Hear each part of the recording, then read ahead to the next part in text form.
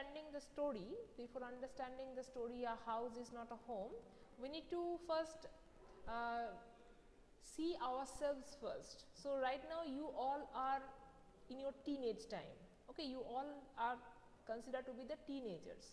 So that this age of adolescence, when you are neither children nor completely adult, you are in the transition time. Okay, teenage time means it is the transition time. So in this transition time, lots of complicated emotion comes in our mind. Okay, we pass through a lot of emotional turmoil at this time.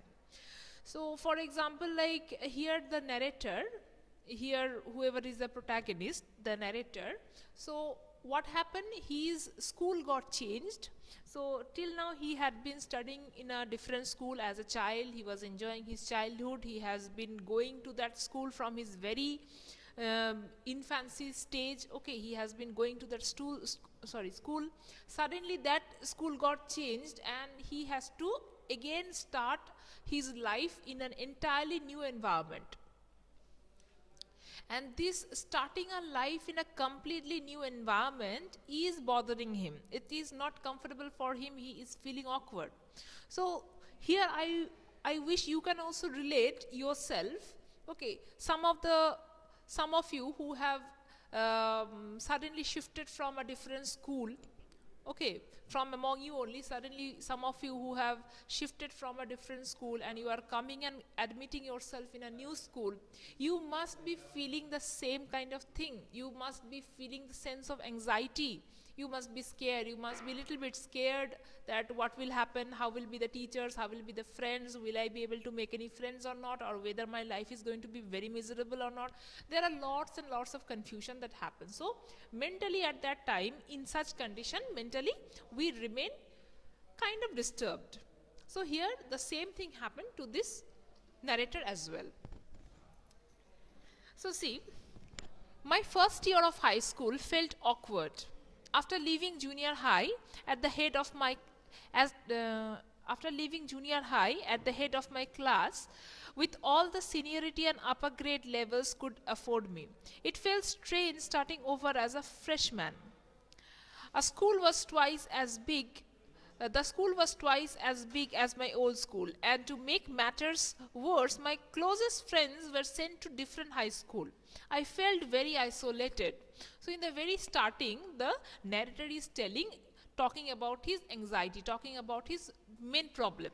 That is, he has already completed his junior high school. Okay, so in their system, junior high school means the primary level. Okay, the primary level he has completed, primary or the upper primary level of the schooling he has completed. Now he is going for a senior secondary level. Okay, means he must be like considered as like class 9. So he is moving to the senior section. Okay, so in that school, in his previous school, the senior section was not there. So it was up till that upper primary level.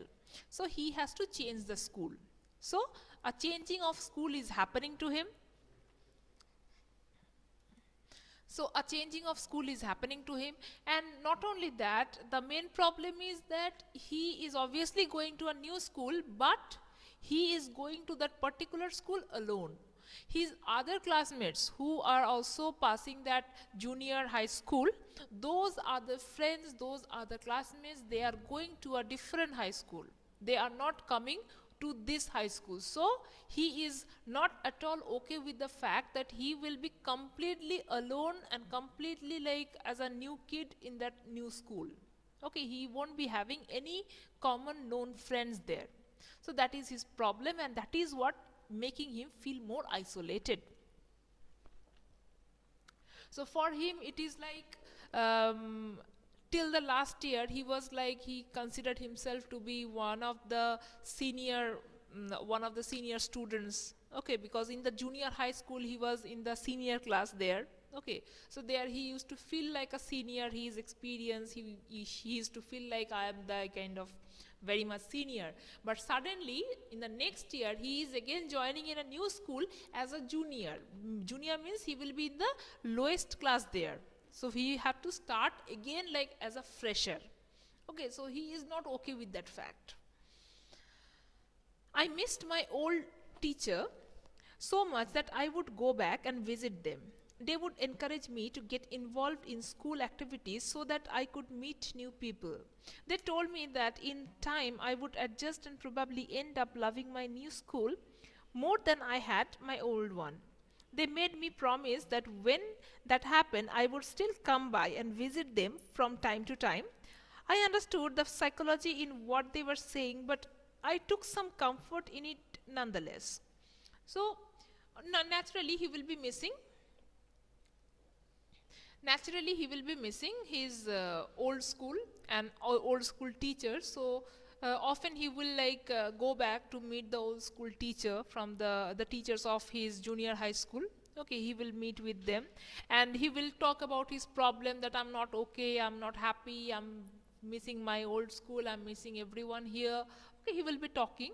So those teacher as an encouragement, they will tell that it will take some time, but slowly you will get adjusted with that new school, you will get adjusted with that new environment, you will start liking that new school, you will also start liking the new school teachers. So when that liking happen, then you will slowly you will see you will like that more than this school. So they used to talk this kind of encouragement.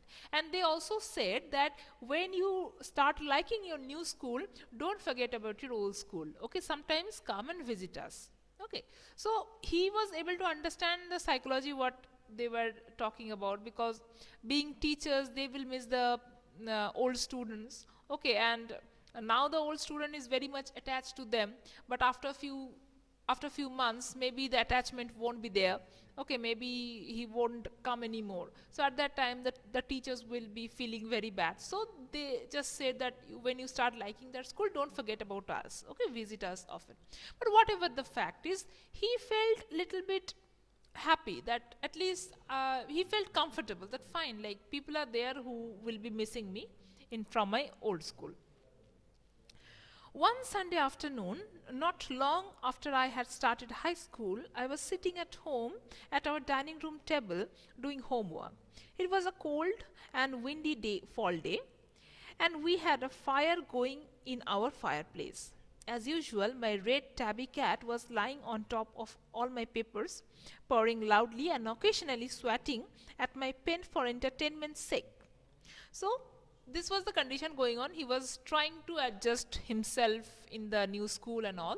So there was one Sunday. So one Sunday he was just laying, means in a luxurious manner, in a comfortable manner in his home, and he was doing his homework. He was with his cat, tabby cat, kind of fat, plum type cat. Okay, so the cat was lying on his papers. The nature of the cat, as you can understand, and purring at him for giving more, means for getting more attention, and sometimes playing with the pen which was moving in front of its eyes. So it was a very normal Sunday afternoon. She was never far from me. I rescued her when she was a kitten, and somehow she knew that I was the one responsible for giving her the good life. So this cat was very much attached to this narrator. Okay, this boy. Okay, the cat, actually he happened to rescue this cat when it was a small kitten, and since then the cat is living with him, and the cat is kind of shows kind of gratefulness towards him, because for having such a good, cozy, comfortable life, the narrator is only responsible. It means he has only provided this kind of comfortable, good life to the cat. So the cat is very much attached to him. My mother kept stroking the fire to keep the house nice and warm. Suddenly, I smelled something strange, and then I noticed it. Smoke pouring in through the seams of the ceiling. The smoke began to fill the room so quickly that we could barely see. Groping our way to the front door, we ran out into the front yard. By the time we made our way outside, the whole roof was engulfed in flames, and it was spreading quickly. I ran to the neighbors to call the fire department, while I watched my mother to run back into the house. So, stroking means striking, like using the stick and like doing like this, something like this. Okay, so there was a fireplace, as the climate will be cold there. So they or most of the home they will be having a fireplace, so they were also having the fireplace, and fire was burning there. And in order to keep the fire steady, the narrator's mother occasionally she was stroking the wood, stroking the fuel, so that the fire gets means fire keeps on burning and the home becomes comfortable and nice. But maybe something happened. After a while, he was able to smell something burning. Then he saw the smoke, and it was such a panicking situation. They realized that the home got into fire. Okay, somehow the fire got hold to something, and now the entire building was in fire. So in the panic, in the hurry, in the rush, they just somehow came out of the home, and he ran to call the fire department. He ran towards the neighbors to tell them to call the fire department. While he was doing that, he saw that his mother was running back inside that flaming house. My mother then ran out of the house carrying a small metal box full of important documents. She dropped the case on the lawn and, in a crazed state, ran back into the house. I knew what she was after. My father had died when I was young, and I was certain that she was not going to let his pictures and letters go up in flames. They were the only things that she had to remember him by. Still, I screamed at her, "Mother, no!"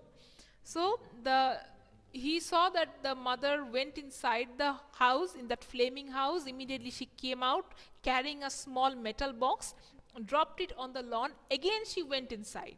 So he understood what his mother was exactly doing. His mother was trying to get hold of the last letters and pictures of his father, because in a very early age he lost his father. Okay, and for the mother, those were the last signs of remembering him. So she was not ready to give it up to the flames. So she somehow wanted to save it. So, but knowing how important this is, knowing this is really very important for her mother, everything is fine. But she was going inside the flame. She was going inside the burning house. So he screamed that, "Mother, no, don't do that." I was about to run after her when I felt a large hand hold me back. It was a fireman. I hadn't even noticed that the street had already filled with fire trucks. I was trying to free myself from his grasp, yelling, "You don't understand, my mother is in there." So he was also in that rush. He was also about to run after the mother. Okay, means he was also about to get inside that flaming house when suddenly someone stopped him. Someone held him from the back and stopped him, did not let him to go towards the fire. Okay, and he shouted that, "No, let me go, my mother is in there." But it was actually a fireman who came for the rescue, and obviously they won't allow this kid to get into that flaming home. So they stopped. Somehow they forcefully stopped him. He held on to me while other firefighters ran into the house. He knew that I wasn't acting very logically, and that if he were to let go, I would run. He was right. So that man, that person who was holding him, he was holding him very tightly. He was not letting him go, because this narrator, he was not in his sense right now. He won't do anything logically. He will actually run inside the house to save the mother. Okay, so the fire person, obviously he was an adult, so he knew that he won't be calm, so he was holding him, he was controlling him. Okay, not letting him move. While the other firefighters, they went inside the home to rescue the mother. "It's all right, they will get her," he said. He wrapped a blanket around me and sat me down in our car. Soon after that, a fireman emerged from our house with my mom in tow. He quickly took her over to the truck and put an oxygen mask on her. I ran over and hugged her. All those times I ever argued with her and hated her vanished at that thought of losing her. So the fireman was kind of, the fireman was kind of consoling him that, "Don't worry, your mother will be fine, they will rescue her." So while talking like that, in the meantime, one fireman came out of the home, and he was holding the mother, and the tau means a kind of covering, okay, a kind of blanket kind of covering. With that covering, she was wrapped up in that thing, and they were taking, means he was bringing the mother out from the, means the mother was rescued. Okay, then they took him to the ambulance place and given her the oxygen, because she was long time in that burning home, so she must be suffocating. Okay, so in order to make her relax, they given her the oxygen. And at that time, he ran to her, the son ran to her, hugged her mother, hugged his mother, and he felt at that time that whatever related to whatever matter he had been angry with her, he had been upset with her, there are lot of matter, there were lots of matter like complaints and disappointments and frustrations, whatever. So all those things at that moment disappeared from his mind, because he thought that I have got my mother, just inches away from losing the mother. So that sentiment actually made him forget all the complaints and disappointments and anger whatever he had towards the mother. Okay, so now you may ask, like, what kind of anger and disappointment might be there? So one anger and disappointment might be there that is related to the school. He must be having a kind of complaint that, why are you sending me to this school? My friends have gone to that other school. You should have given me admission there. You should have made my admission there. Why you made my admission here? Might be this kind of complaints, small complaints, natural complaints. So all those complaints disappeared at that moment. Okay, so mark it till here. We will continue this chapter in our next class. So today class will be till here. Okay. Okay then. And everyone just quickly send your all ASL assignments to me, and after Saturday there won't be any more submission. Okay. And also those who are not present in the class today, inform them to check the Skype chat for this email address, or you may also send them the email address. Anyway, this entire thing will be uploaded in the e-portal as well. Okay. Bye bye.